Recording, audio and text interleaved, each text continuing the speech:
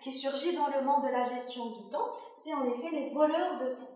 Alors, ce qui est important de signaler par rapport à ce point, c'est que pour gérer le temps, il faut quand même que je puisse le détenir. C'est-à-dire, pour le fameux exemple CNR, si j'ai une entreprise, enfin si je veux gérer mon temps, je dois l'avoir. Oui. Alors si je veux gérer mon temps, je dois quand même l'avoir. Alors qu'il y a une difficulté qui est très importante, c'est les voleurs de temps. Donc c'est des activités qui ne vont pas me permettre d'avoir une liberté par rapport à mon temps. On les divise sur 2 points. On parle des voleurs de temps au niveau... Alors, on parle des voleurs de temps au niveau interne, c'est-à-dire ce sont des activités qui sont dans mon environnement par rapport à moi et qui font en sorte que je ne détiens plus une liberté par rapport à mon temps. La première, c'est l'absence des dates limites, c'est-à-dire que je ne me fais pas des délais et je me dis voilà, pour demain je vais devoir finir la première partie de mon rapport. Quand je ne fais pas ces délais, les deadlines, c'est très important d'avoir cette philosophie. Je me retrouve toujours à gaspiller mon temps un peu partout et je ne suis pas très efficace. Le deuxième voleur de temps, c'est très intéressant, c'est le perfectionnisme. C'est-à-dire, quand moi je suis quelqu'un de perfectionniste, je fais attention aux moindres détails, je vais me retrouver à gaspiller 2 heures pendant une tâche alors que je peux la faire pendant 30 minutes. Pourquoi? Parce que je suis très attentive aux détails. Je suis mais vraiment dans l'excessif. Là, ça pose problème et c'est un voleur de temps. L'inaptitude à dire non. Une personne qui n'a pas cette facilité à dire non, je ne peux pas prendre ça pour aujourd'hui, va se retrouver très vite débordée par les tâches.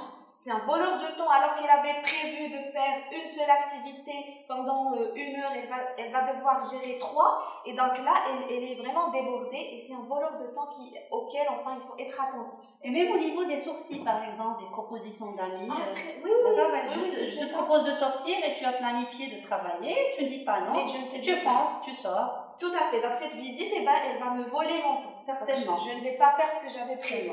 Oui, tout à fait.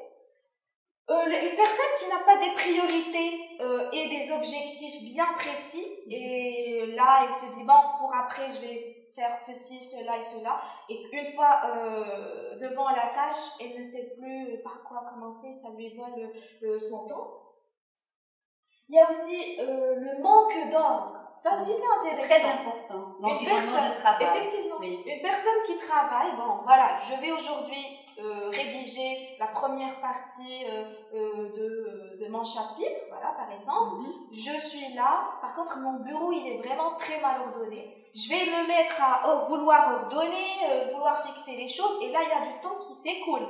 Et mon activité je ne l'ai même pas touchée. Oui, et même en parlant de l'environnement, par exemple, je peux travailler au sein d'un environnement qui n'est pas propice à l'apprentissage.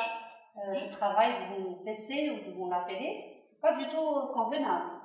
Encore plus s'il est mal ordonné, s'il y a un désordre, là ça va perturber certainement. On est vraiment dans les voleurs de temps, on n'est pas productif. Exactement. La deuxième catégorie, eh bien, il regroupe, on est toujours dans les voleurs de temps, mais c'est des voleurs de temps qui nous sont un peu externes. D'accord? La première, et tu l'as très bien cité tout à l'heure, c'est tout ce qu'on appelle les activités chronophages. Là, c'est vraiment une grande difficulté. Ça peut être les réseaux sociaux, la télévision, le fait de voir des séries en boucle, des vidéos, on se retrouve, une vidéo va nous mener vers une autre et là, ça tourne. Surtout chez les messages qu'on reçoit par exemple sur WhatsApp, des vidéos de 2-3 minutes, 5 minutes, des fois elles peuvent s'étaler sur 10 minutes. Alors je vois toutes les vidéos, j'écoute tous les enregistrements audio, je fais la lecture de tous les messages. Certainement, ça va me voler le temps. Effectivement. Tout à fait. Les jeux, il y a des personnes qui sont intéressées par les jeux. Là, ce qu'on voudrait dire ici, c'est pas vraiment se priver. Exactement. Tu peux faire, si ça te plaît, les jeux vidéo, eh bien tant mieux, mais avec une certaine... enfin, il faut cerner, si on revient à la méthode des 3-8. Oui. Il y a les rendez-vous non respectés, des fois, les horaires, les imprévus, quand je n'ai pas vraiment prévu une tâche et que ça surgit de nulle part, ça me vole mon temps parce que je dois quand même réagir. et là, l'activité que j'avais prévue, elle est mise de côté. Là aussi, on est vraiment dans les voleurs de temps. Et là, cette notion de temps, elle est très importante parce que si je n'ai pas la notion du temps, je ne pourrai pas gérer mon temps. Et même, ça va se répercuter sur ce qui est personnel. Par exemple, j'ai un rendez-vous avec toi chez moi à 17h, je viens à 18h. Donc, cela va donner un message à Shemer que je ne suis pas intéressée, que je ne la respecte pas. Tout à fait. C'est trop négatif. Et au niveau professionnel aussi, ça reflète l'intérêt qu'on porte à notre travail. D'où le fait qu'on ne cesse de répéter la ponctualité, c'est important, ça fait passer un message, etc. Donc, il faut développer notre notion de temps. Tout à fait. Pour pouvoir la respecter. Effectivement, et faire attention à ces voleurs de temps, parce que des fois, on n'est pas conscient. Il se passe inaperçu parce qu'on vole le temps. Voilà, on n'est pas vraiment conscient. Oui. Les visites inattendues, par exemple, j'ai prévu de commencer le travail à 15h, et là, à 15h, il y a une amie qui se présente. Je dois quand même lui donner du temps, je dois quand même rester pour parler, pour échanger. Il y a du temps qui s'écoule là. Ça peut paraître intéressant, mais c'est quand même un voleur de temps. Oui, si j'ai prévu de faire ceci, eh bien, voilà. Mais là, aujourd'hui, avec le confinement, nos stagiaires n'ont plus de prétexte parce qu'il n'y a pas de visite inattendue, on est chez soi, donc on a assez de temps pour travailler. Tout à fait, pour vraiment rester dans la persévérance et se mettre au travail. Exactement. Le dernier point, c'est les repas tardifs. Alors, si j'ai un repas qui va quand même traîner si j'ai prévu de prendre mon déjeuner à midi et que ça commence quand même à traîner, là aussi, il y a du temps qui s'écoule et ça me vole le temps que je veux moi pour après gérer. Donc, il faut faire attention, comme on a dit, pour gérer son temps, il faut quand même se l'approprier. Et pour se l'approprier, il faut faire attention aux voleurs de temps. Parce que ça va avoir un effet sur les autres activités. Tout à fait. Comme on a vu au niveau de la procrastination, si je procrastine une activité, ça va avoir un effet sur les autres activités.